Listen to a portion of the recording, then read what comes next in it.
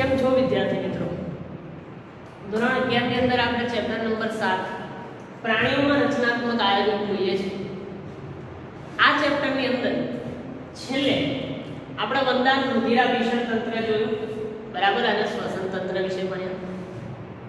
આ ચેપ્ટરમાં આ લેક્ચરની અંદર આપણે વંદાનું ઉત્સર્જન તંત્ર અને ચેતાતંત્ર વિશે અભ્યાસ કરવાનો છે. આગળના આપણા વિડિયો લેક્ચરની મુજબ આમાં પણ કોઈ પણ જાતની આકૃતિ પૂછાતી નથી. આકૃતિ પર એટલો બધો ભાર મૂકવાનો આવતો નથી. બે માર્ક્સમાં આ બંને પૂછાઈ શકે, અથવા તો જેમ આગળ આપણે ભણ્યા હતા એની માફક જ આમાં પણ આપણને વચ્ચેથી એક માર્કના પ્રશ્નો વધારે પૂછાતા હોય છે, એટલે ધ્યાન આપવું પડશે. આમાં આપણે શરૂ કરીએ વંદાનું ઉત્સર્જન તંત્ર. જેમ આપણે મનુષ્યની અંદર ઉત્સર્જન તંત્રમાં મૂત્રપિંડ ઉત્સર્જન અંગ છે, અળસિયામાં આપણે ભણ્યા તેના ઉત્સર્જન તંત્રનો મુખ્ય ઉત્સર્ગ અંગ એની ઉત્સર્ગિકાઓ હતી 3 પ્રકારની: કંઠનાલીય, ત્વચીય અને વિટપીય. હવે વંદાની વાત કરીએ તો એના ઉત્સર્જન તંત્રમાં જ્યારે આપણે પાચન તંત્ર ભણાવ્યું ત્યારે કહ્યું હતું કે પાચન તંત્રની અંદર મધ્યાંત્ર અને પશ્વાંત્રના જોડાણ સ્થાને 100 થી 150 જેટલી નલિકામય માલપિઘ્યન નલિકા આવેલી છે. તો એ માલપિઘ્યન નલિકા જે છે 100 થી 150 જેટલી એ વંદાનું ઉત્સર્જન અંગ માનવામાં આવે છે, બરાબર. એટલે વંદાનું ઉત્સર્જન શેના દ્વારા થાય છે? માલપિઘ્યન નલિકાઓ દ્વારા થાય. અને આ માલપિઘ્યન નલિકા વિદ્યાર્થી મિત્રો એનું ઉત્સર્જન અંગ માનવામાં આવે છે. આ માલપિઘ્યન નલિકા કેવી હોય? તો દરેક માલપિઘ્યન નલિકા ગ્રંથિમય અને પક્ષમલ કોષોથી આવૃત. એટલે કે આ દરેક માલપિઘ્યન નલિકા 100 થી 150 જેટલી ગ્રંથિમય એટલે કંઈક પ્રવાહીનો સ્ત્રાવ કરે એવી, અને પક્ષમલ એટલે આપણે તમને આ ચેપ્ટર શરૂ કરાયું ત્યારે ભણાવ્યું હતું પક્ષમલ અધિચ્છદ. કોષોની ઉપર વાળ જેવા નાના નાના પ્રવર્ગ આવેલા હોય છે, તો એવા પક્ષમલ કોષોની અને કંઈક ચીકણા પ્રવાહીનો સ્ત્રાવ કરતા હોય એવા કોષો ભેગા મળીને દરેક માલપિઘ્યન નલિકા બનાવે છે. એટલે દરેક નલિકા ગ્રંથિમય હોય અને પક્ષમલ કોષોથી આવૃત પણ હોય. વિદ્યાર્થી મિત્રો, એનું કામ શું છે? તો શરીરની અંદર જ્યારે પાચનની પ્રક્રિયા થાય, પાચનની પ્રક્રિયા પછી જે અભિશોષણની પ્રક્રિયા થાય, એટલે કે પચેલા ખોરાકમાંથી જરૂરી કામના પદાર્થ અલગ કરીને નકામો કચરો, એ કચરાને આપણે કહીએ છીએ નાઇટ્રોજન યુક્ત નકામો પદાર્થ. તો એ વધેલા નાઇટ્રોજન યુક્ત નકામા પદાર્થનું આ માલપિઘ્યન નલિકાઓ શોષણ કરે અને એ નકામા નાઇટ્રોજન યુક્ત પદાર્થને યુરિક એસિડમાં ફેરવે, અને આ યુરિક એસિડ પશ્વાંત્રમાં જાય અને છેલ્લે મળદ્વારમાંથી એનો બહાર નિકાલ થાય. એટલે વંદાને આપણે યુરિક એસિડ ત્યાગી પ્રાણી કહીએ છીએ, જેને બાયોલોજીની ભાષામાં યુરિકોટેલિક પણ કહેવામાં આવે છે. અળસિયામાં આપણે જોયું તો એમોનિયાનો ત્યાગ કરે છે, એટલે એને એમિનોટેલિક કહેવામાં આવે. વંદો યુરિક એસિડનું ત્યાગ કરે છે, એટલે એને યુરિકોટેલિક પ્રાણી તરીકે આપણે ઓળખીએ છીએ. ઉપરાંત એને ઉત્સર્જનમાં મદદ કરવા માટે મેદગાય ચરબીના દ્રવ્યો, નેફ્રોસાઇટ્સ ઉત્સર્ગ કોષો, વંદાના ઉત્સર્ગ કોષોને કહેવાય નેફ્રોસાઇટ્સ, એટલે કે મેદકાય, નેફ્રોસાઇટ્સ અને યુરિકોઝ ગ્રંથિ પણ મદદ કરે છે. આ યુરિકોઝ ગ્રંથિ નકામા નાઇટ્રોજન યુક્ત દ્રવ્યને યુરિક એસિડમાં ફેરવવામાં મદદ કરે. નેફ્રોસાઇટ્સ એટલે એના ઉત્સર્ગ કોષો અને મેદકાય એટલે ચરબીના દ્રવ્યો. એટલે માલપીજ્યન નલિકાની સાથે સાથે આ ત્રણ પણ એને ઉત્સર્જનની પ્રક્રિયામાં મદદ કરે છે. આની સાથે જ આપણો 2 માર્ક્સનો સરસ મજાનો પ્રશ્ન વંદાનું ઉત્સર્જન તંત્ર અહીંયા પૂર્ણ થાય. આમાંથી શોર્ટ ક્વેશ્ચન તરીકે એક માલપીજ્યન નલિકા, પછી એ નલિકા કેવી હોય, બરાબર, અને એ નલિકાનું મુખ્ય કાર્ય શું, આવા નાના પ્રશ્નો પણ પૂછાતા હોય, એટલે ધ્યાન. હવે આ જ લેક્ચરમાં આપણે બીજો ઇમ્પોર્ટન્ટ ક્વેશ્ચન છે વંદાનું ચેતાતંત્ર, એના વિશે વાત કરવાની છે. વંદાનું ચેતાતંત્ર શેનું બનેલું હોય, 1 માર્કનો પ્રશ્ન. તો વંદાનું ચેતાતંત્ર શ્રેણીબદ્ધ એટલે કે લાઈનમાં જોડાયેલા ખંડો ધરાવતા ચેતાતંતુનું બનેલું હોય, બરાબર. એનું ચેતાતંત્ર એક સમાંતર શ્રેણીમાં ગોઠવાયેલા ઘણા બધા ખંડો ધરાવતા એવા ચેતાકંદોનું બનેલું હોય અને આ ચેતાકંદો એ ચેતારજ્જુ સાથે જોડાયેલા હોય. અળસિયામાં પણ આવું જ સ્ટ્રક્ચર હતું. એનું ચેતાતંત્ર પણ ચેતાકંદનું બનેલું હતું અને એ પણ ચેતારજ્જુ સાથે જોડાયેલા. યાદ રાખવાનું ભૂલ ન થાય, બરાબર. ચેતાતંત્ર એનું ચેતાકંદનું બનેલું હોય અને આ ચેતાકંદો ચેતારજ્જુ સાથે જોડાયેલા. 3 ચેતાકંદો પુરસ પ્રદેશમાં અને 6 ચેતાકંદ ઉદર પ્રદેશમાં હોય. એટલે એવું કહેવાય કે આ ચેતાકંદો એના આખા શરીરમાં ફેલાયેલા છે. કારણ કે શરીરના ભાગ 3 છે, શીર્ષ, પુરસ અને ઉદર. 3 પુરસમાં છે, 6 ઉદરમાં છે, બરાબર. એટલે લગભગ આખું શરીર આવી ગયું. એટલે એવું કહેવાય કે સમગ્ર શરીરમાં વંદાનું ચેતાતંત્ર પ્રસરેલું હોય છે અને શીર્ષમાં આ ચેતાતંત્રનો ખૂબ જ થોડો ભાગ હોય. બાકી એનું વધારે પડતું જે મગજ ચેતાતંત્ર છે એના પુરસ અને ઉદર પ્રદેશમાં વધારે હોય. એટલે જ વિદ્યાર્થી મિત્રો એવું કહેવામાં આવે છે કે જો વંદાનું શીર્ષ કાપી નાખવામાં આવે, બરાબર, તો પણ વંદો લગભગ 1 અઠવાડિયા સુધી જીવી શકે છે. કારણ કે મગજ ક્યાં છે? શરીરમાં. એવી જ રીતે તમે જોતા હશો કે ગરોળી હોય, ગરોળીની પૂંછડી કાપી નાખે છતાંય હાલે છે. કેમ? કારણ કે એની અંદર પણ મગજ છે, એટલા માટે એ મૂવમેન્ટ કરી શકે. માણસનો હાથ કાપી નાખો, પગ કાપી નાખો તો એ જીવે છે, પણ માણસનું ગળું કાપી નાખો તો માણસ જીવતો નથી. કારણ કે મગજ આપણે ક્યાં છે? માથામાં. હવે ગળું કાપી નાખીએ એટલે એ ભાગ દૂર થઈ ગયો કે જે આખા શરીરનું નિયંત્રણ કરે છે મગજ, એ નીકળી જાય એટલે માણસ જીવી શકે નહીં. એવું જ છે આમાં શીર્ષમાં મગજ નથી, ઓછું છે. એટલે જો શીર્ષને કાપી નાખવામાં આવે તો પણ વંદો 1 અઠવાડિયા સુધી જીવી શકે છે, બરાબર. શીર્ષ પ્રદેશનું જે મગજ છે, જે આપણે કહ્યું ને થોડુંક મગજ શીર્ષમાં આવેલું છે, બાકી નહીં. તો આ થોડુંક મગજ કે જે શીર્ષ પ્રદેશમાં આવેલું છે એને ઉપરી અન્નનાળીય ચેતાકંદ દ્વારા ઓળખવામાં આવે છે. કારણ કે એ અન્નનળીના ઉપરના ભાગે આવેલું છે. શીર્ષ પ્રદેશમાં જે મગજનો થોડો ભાગ આવેલો છે એ અન્નનળીની ઉપર છે, એટલે એને ઉપરી અન્નનાળીય ચેતાકંદ તરીકે ઓળખવામાં આવે છે. અને આ ઉપરી અન્નનાળીય ચેતાકંદ એ શીર્ષમાં આવેલા સ્પર્શક એટલે કે એન્ટેના અને સંયુક્ત આંખો એ બંનેનું નિયંત્રણ અને ચેતાકરણ કરે છે. બાકી એના શરીરના જે ભાગો છે એના આખા શરીરનું જે નિયંત્રણ છે એ એનું પુરસ અને ઉદર પ્રદેશમાં જે ચેતાકંદ આવેલા છે એ કરે છે. પણ ખાલી જોવાનું અને પેલા એન્ટેના દ્વારા શોધવાનું બરાબર. આ બે વસ્તુ શીર્ષ પ્રદેશ પ્રદેશમાં મગજનો જે થોડો ભાગ આવેલો છે એના દ્વારા એનું નિયંત્રણ થાય.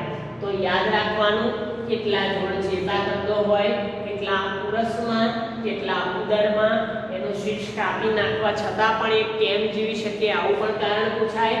અને શીર્ષ પ્રદેશના મગજને શું કહેવાય અને એ શેનું ચેતાકરણ કરે. ખૂબ જ ઈઝી છે. આની સાથે જ આપણે વંદાનું ઉત્સર્જન તંત્ર અને ચેતાતંત્ર પૂર્ણ થાય છે. સમગ્ર પોઈન્ટ આપણે અહીં આવરી લીધા છે. આશા રાખું છું તમને સમજ પડી હશે, મજા આવી હશે. આના નોટ્સ વ્યવસ્થિત બનાવી દેજો. ક્વેરી કે ડાઉટ હોય તો ફોન મેસેજ કરીને સોલ્યુશન મેળવી લેજો અને રોજનું કામ રોજ કરતા રહેજો. એની સાથે જ આપણે આ લેક્ચર અને આ ટોપિક અહીંયા પૂર્ણ કરીએ છીએ. Thank you.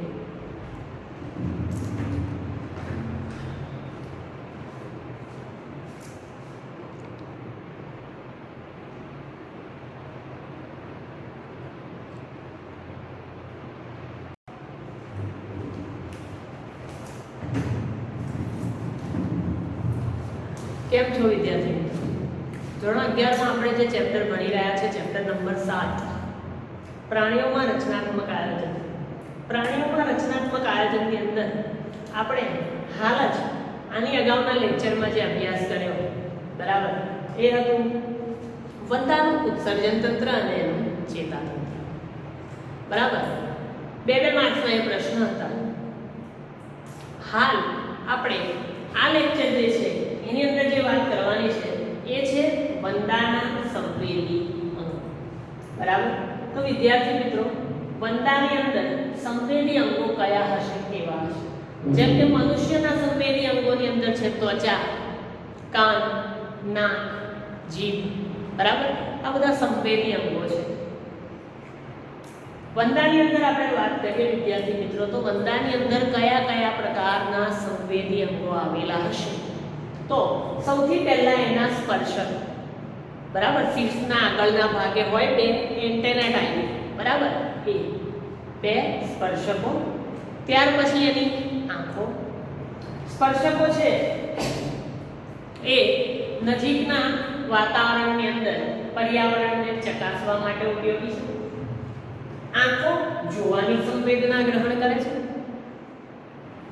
જંભકૃશ એની નજીક આવેલો છે કોઈ ખોરાક કે નથી આવેલો, અથવા એને કોઈ વ્યક્તિથી કે કોઈ અન્ય પ્રાણીથી ભય છે કે નહીં એ ચેક કરવા માટે આવેલો છે. અને પુચ્છશૂળ, આગળ પણ મેં તમને કહ્યું હતું, એનું ધ્વનિગ્રાહી અંગ છે. બરાબર, અવાજની સંવેદના ગ્રહણ કરવા માટે જવાબદાર છે. બરાબર, તો એક માર્કનો અહીંયા આપણને એક પ્રશ્ન મળી ગયો કે વંદાના સંવેદી અંગોના નામ આપો.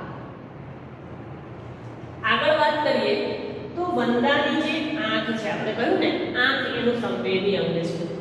તો વંદાની આંખમાં એક વિશિષ્ટતા રહેલી છે વિદ્યાર્થી મિત્રો.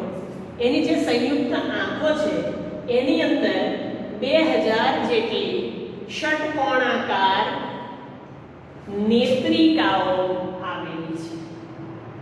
વંદાની સંયુક્ત આંખોમાં 2000 જેટલી ષટકોણ આકારની નેત્રિકાઓ આવેલી છે.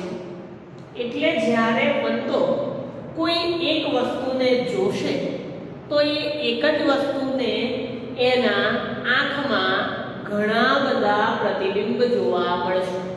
એટલે એક વસ્તુ સામે પડી હોય ને વંદો જોવે તો એને હજારો દેખાય એવી વસ્તુ. બરાબર, જેને મોઝેઇક પ્રતિબિંબ તરીકે ઓળખવામાં આવે છે. વંદાની આવી દ્રષ્ટિ કે જેના દ્વારા એને એક જ વસ્તુના ઘણા બધા પ્રતિબિંબ દેખાય, એવી દ્રષ્ટિને મોઝેઇક પ્રતિબિંબ તરીકે ઓળખવામાં આવે છે. એનું કારણ છે એની આંખમાં આવેલી ષટકોણ આકારની નેત્રિકાઓ. આ મોઝેઇક પ્રતિબિંબના લીધે એની સંવેદનશીલતા તો વધી જાય છે પણ રેઝોલ્યુશન ઓછું થઈ જાય છે. બરાબર, એટલે તમે જોશો તો વંદા દિવસે દેખાતા નથી, રાત્રે જ વધુ દેખાય છે. બરાબર, કારણ કે સંવેદના વધુ જાય છે આંખની, પણ એનો જે રેઝોલ્યુશન પાવર છે એ ઓછો થઈ જાય છે. એટલે દિવસે એને જોવામાં તકલીફ પડે. એટલે વંદા સામાન્ય રીતે રાત્રે જ જોવા મળે અને આ મોઝેક પ્રતિબિંબને એટલે જ આપણે રાત્રિ દ્રષ્ટિ તરીકે પણ ઓળખીએ છીએ, બરાબર. એટલે તમે જોયું હશે કે રાત્રિના સમયમાં કે અંધારામાં વંદા વધુ જોવા મળે છે, દિવસે નથી જોવા મળતા, કારણ કે દિવસે એનો જે રેઝોલ્યુશન પાવર ઓછો હોય છે એના લીધે એને જોવામાં તકલીફ પડે, બરાબર. એટલા માટે રાત્રે વધુ જોવા મળે. તો આ વાત હતી એના સંવેદી અંગોની.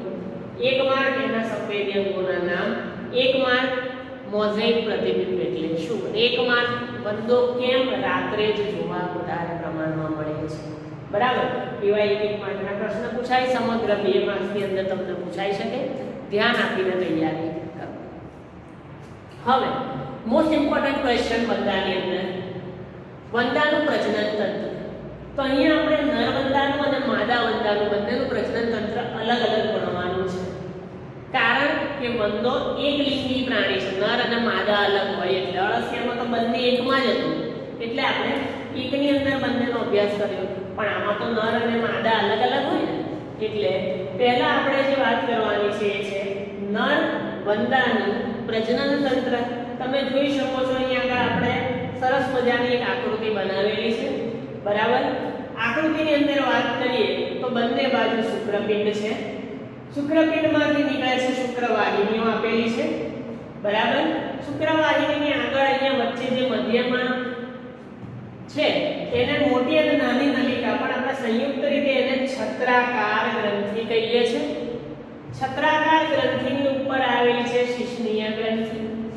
આ છત્રાકાર ગ્રંથિ અને શિશ્નીય ગ્રંથિ બંને ભેગી થઈને સહાયક પ્રજનન ગ્રંથિ કહેવાય. મુખ્ય પ્રજનન ગ્રંથિમાં શુક્રપિંડ આવે. નીચે જોઈએ તો સ્ખલન નલિકા છે, શુક્રકોષો એમાંથી આગળ વધે, બરાબર. અને છેક નીચે આ ઓરેન્જ કલરના જે બધા બનાવેલા છે એ બધા છે શિશ્નખંડ અથવા તો જનન દ્રઢકો, એટલે કે બાહ્ય જનનાંગો જે કાઇટિનના બનેલા હોય.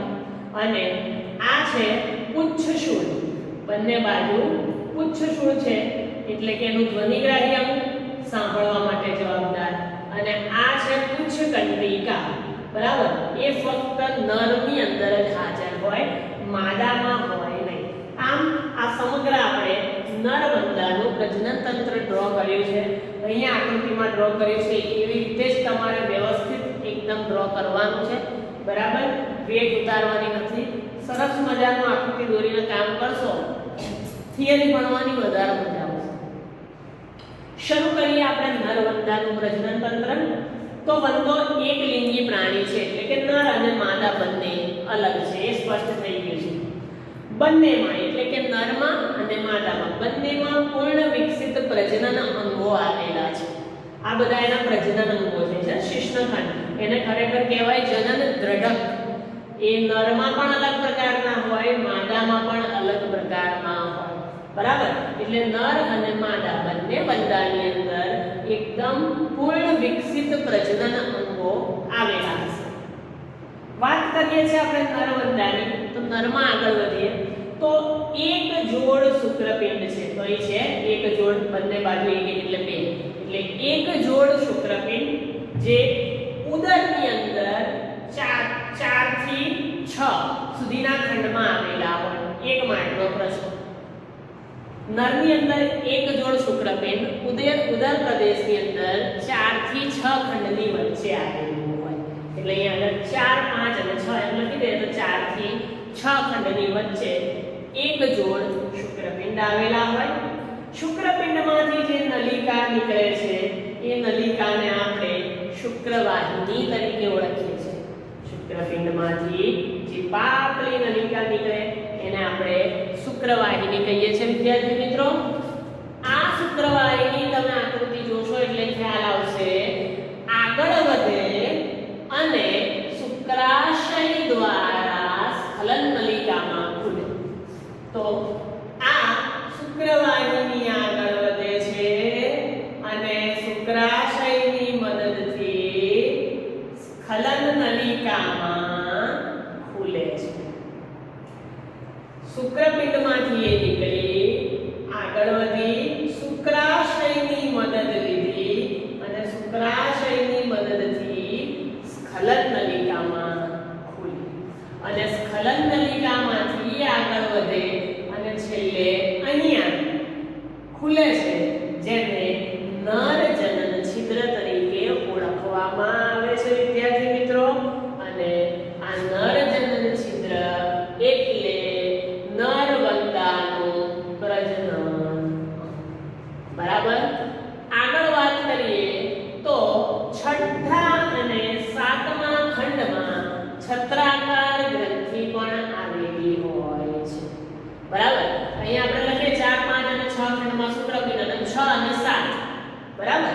તો છઠ્ઠા અને સાતમા ખંડમાં આ વચ્ચે છે ને નાની અને મોટી નલિકાનું ગૂંચળું, એને કહેવાય છે છત્રાકાર ગ્રંથિ. 1 માર્કનો આ પ્રશ્ન થઈ ગયો. છઠ્ઠા અને સાતમા ખંડમાં છત્રાકાર ગ્રંથિ આવેલી છે, જે નાની નલિકા અને મોટી નલિકા ભેગી થઈને બને છે, જેને સહાયક પ્રજનન ગ્રંથિ કહેવામાં આવે છે. બરાબર. ઘણીવાર શુક્રપિંડમાં કંઈ ખામી હોય અને પ્રજનનની પ્રક્રિયા ન થઈ શકતી હોય એવા સમયે આ સહાયક પ્રજનન ગ્રંથિ એને પ્રજનનની અથવા સમાગમની પદ્ધતિમાં મદદ કરે છે. અહીંયા તમે જુઓ તો નીચે કાઇટિનના બનેલા જનન દ્રઢકો આવેલા છે, જેને અહીંયા શિશ્નખંડ આપેલું છે નામ, પણ આ બધા કાઇટિનના બનેલા જનનખંડ છે, જનન દ્રઢક છે, જેને આપણે બાહ્ય જનનાંગો તરીકે ઓળખીએ છીએ. આ બધા શું છે? કાઇટિનના બનેલા બાહ્ય જનનાંગો. શુક્રકોષ કે જે શુક્રપિંડમાં ઉત્પન્ન થાય, શુક્રવાહિનીમાંથી વહન પામે અને જમા થાય છે શુક્રાશયમાં.